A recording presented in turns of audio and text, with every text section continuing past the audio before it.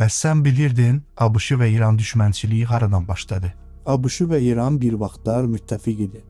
Bugün isə onlar 40 ildən çoxdur ki, bir-birini zəiflətməyə çalışır. Birbaşa müharibə yoxdur, amma gizli qarşı durma heç vaxt dayanmayıb. Bu hekayə sadəcə iki dövlətin problemi deyil, bu yaxın şərqin taleyini dəyişən bir mübarizədir. 1950-ci illər İranın baş naziri Məhəmməd Mosaddeq ölkənin neftini milliləşdirdi.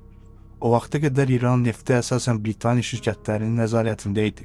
ABŞ və Britaniya bunu iki təhlükə kimi gördü. Qərb iqtisadi maraqların itirilməsi, Sovet İttifaqının bölgədə təsir qazanma ehtimalı. CIA və Britaniya kəşfiyyatı gizli əməliyyat həyata keçirdi. Mosaddeq devrildi. Şah Məhəmməd Rza Pəhləvani gücləndirildi. ABŞ arqumenti soyuq müharibə dövründə kommunizmin qarşısını almaq. İran baxışı, xarici gücün demokratiyanı məhv etməsi. Bu hadisə İran kollektiv yaddaşında xəyanət kimi qaldı. Şah dövrü, qərbləşmə və narazılıq. Şah qərb yönlü modernləşmə proqramı həyata keçirdi. Amma siyasi repressiyalar artdı, savaq gizli polis şərt nəzarət tətbiq etdi, dini və ənənəvi təbəqədar narazı qaldı. ABŞ üçün şah sabitlik demək idi, bir çox İranlı üçün isə o qərbin dayağı idi.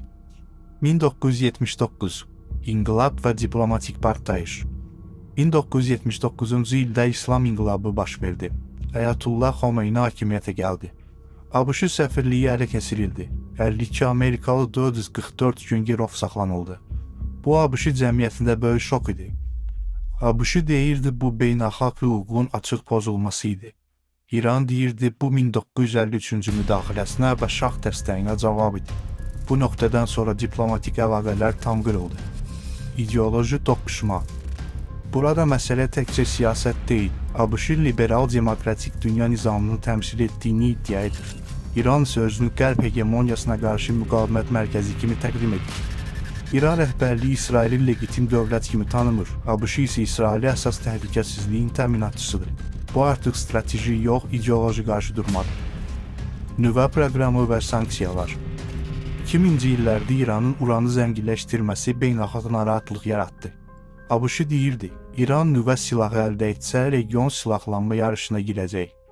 İran deyirdi, proqram dinc məqsədlidir və sanksiyalar siyasi təzyiqdir. 2015-ci ildə nüvə razılaşması imzalandı. 2018-ci ildə ABŞ sazişdən çıxdı. Nəticə, sanksiyalar ağırlaşdı, İran iqtisadiyyatı zəiflədi, gərginlik artdı. Birbaşa müharibə niyə olmurdu? 2020-ci ildə ABŞ İran generalı Qasım Süleymanini öldürdü. Dünya bir anlıq müharibə gözlədi. Amma tam miqyaslı müharibə olmadı. Çünki ABŞ üçün geniş, yaxın şərq müharibəsi baha və risklidir. İran üçün isə açıq müharibənin rejimin mövcudluğunu təhlükəyə ata bilər. Buna görə də qarşıdurma daha çox proksi qruplar, kiber hücumlar, regional təsir mübarizəsi şəklində davam etdi. Bugün vəziyyət nədir? ABŞ regionda hərbi mövcudluğunu saxlayır. İran isə İraq, Suriya, Livan, Yəməndə təsir dairəsini genişləndirir. Bu mübarizə artıq təkcə iki ölkə arasında deyil, bu yaxın şərqin gələcək güc balansı məsələsidir. ABŞ deyir, İran regionda təhlükə yaradır, İran isə deyir, ABŞ yaxın şərqi destabilizə edir. Okey, bəs həqiqət haradadır?